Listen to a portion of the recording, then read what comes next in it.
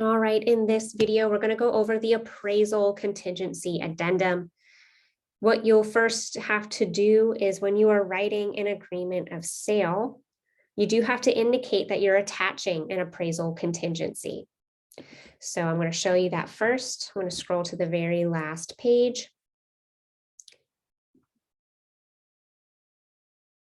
As it's loading. You'll see I did a video on price escalation. So if you need help with that, look for that video.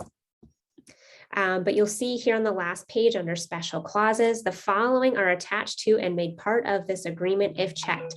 And you'll see that there's actually a line item for appraisal contingency addendum. So you want to make sure that's checked. Okay, so that way it indicates to the seller, the listing agent, and of course the closing attorney or title company that you choose that there is an appraisal contingency that is a part of this agreement. And then you would make sure you save and close. If you need help sending for electronic signature, there's a separate video for that. And now I'll show you the appraisal addendum. So I'm going to click the add button here, DocuSign Forms. I am going to go ahead and just go to PAR. On the left-hand side, you'll see under libraries. And I'm going to type in appraisal. And you'll see here, appraisal contingency addendum. Add selected.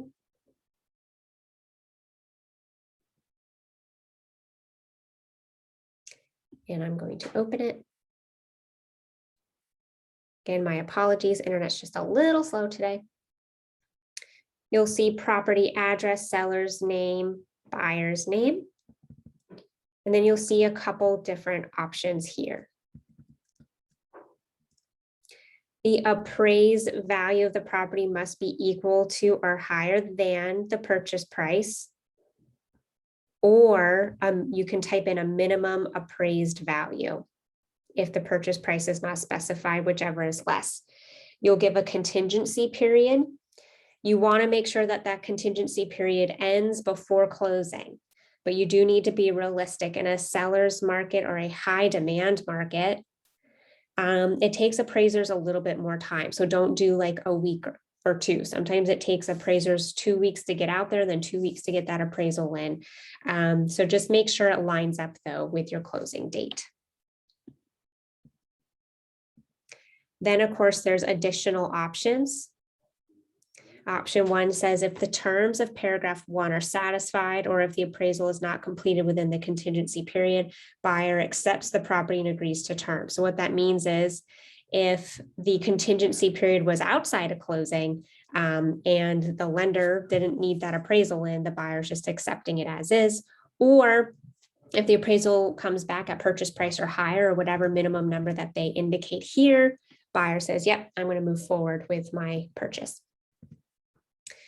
Option number 2, you would have the buyer initial next to one of these. If the terms of paragraph 1 are satisfied, or if the appraisal is not completed within the contingency period, buyer accepts the property and agrees to the terms of the release paragraph in the agreement of sales. So basically, let's say the appraised value came in under. So let's say the buyer wanted it to appraise at $200,000, but it came in at $190,000. The buyer has a couple options. They can terminate, they can buy the property at $200,000, but they have to provide additional funds at settlement. They can adjust the mortgage amount, or they can see if maybe they can adjust their loan to value ratio with their lender.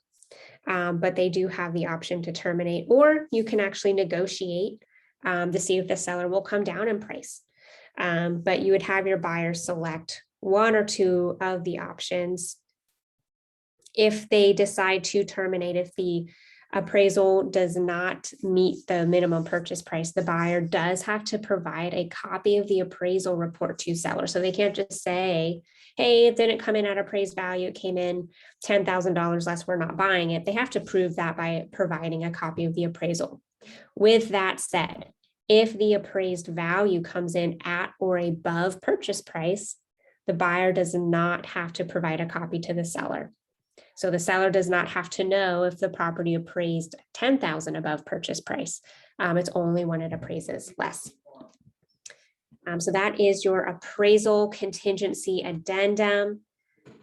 If you need it, make sure you hit save and close. If you need help on sending for electronic signature, there is a separate video for that. Thanks for watching.